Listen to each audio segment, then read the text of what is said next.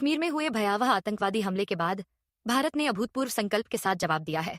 न तो बंदूक से और न ही बम से, बल्कि एक शांत रणनीतिक वार से, जो भारत पाकिस्तान के समीकरण को आने वाली पीढ़ियों तक बदल सकता है। एक ऐसा निर्णय जो खून नहीं बहाता, लेकिन पाकिस्तान को प्यासा छोड़ सकता है। हम आपको लाते हैं भारत के ऐतिहासिक वाटर स्ट्राइक की पूरी कहानी। प्रधानमंत्री नरेंद्र मोदी की अध्यक्षता में देर रात हुई कैबिनेट सुरक्षा समिति की बैठक में 5 निर्णायक कदमों को मंजूरी दी गई, जिनका उद्देश्य पाकिस्तान को सैन्य नहीं बल्कि कूटनीतिक, आर्थिक और रणनीतिक रूप से अलग थलग करना है। सबसे बड़ा कदम 1960 में विश्व बैंक की मध्यस्थता में हुए सिंधु जल संधि को निलंबित करना।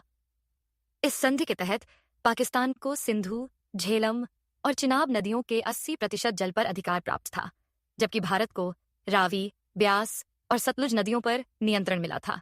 लेकिन अब भारत ने इस संधि को रोक दिया है। यह कदम केवल प्रतीकात्मक नहीं है। पाकिस्तान की कृषि, उद्योग और विद्युत उत्पादन इन नदियों पर अत्यधिक निर्भर है।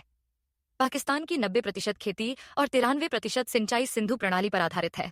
इसके बिना खेत बंजर हो सकते हैं, लाहौर और कराची जैसे शहर सूख सकते हैं और जल विद्युत उत्पादन ठप हो सकता है। लेकिन यह जल युद्ध केवल 5 दबाव बिंदुओं में से एक है जो भारत ने सक्रिय किए हैं। अचिंता के सिंधु जल संधि निलंबित। अब भारत तय करेगा कि जल किस तरह बहेगा। 2. अटारी वाघा बॉर्डर, व्यापार बंद, सीमा पार व्यापार और आवागमन पूरी तरह बंद। 3. पाकिस्तानी नागरिकों के वीजा रद्द, सभी वीजा निरस्त, 24 घंटे में भारत छोड़ने का आदेश। जागे सुकपुआत से 4. राजनयिक मिशनों की वापसी, पाकिस्तानी राजनयिकों को देश छोड़ने का आदेश, भारतीय स्टाफ भी इस्लामाबाद से लौटेगा। 5.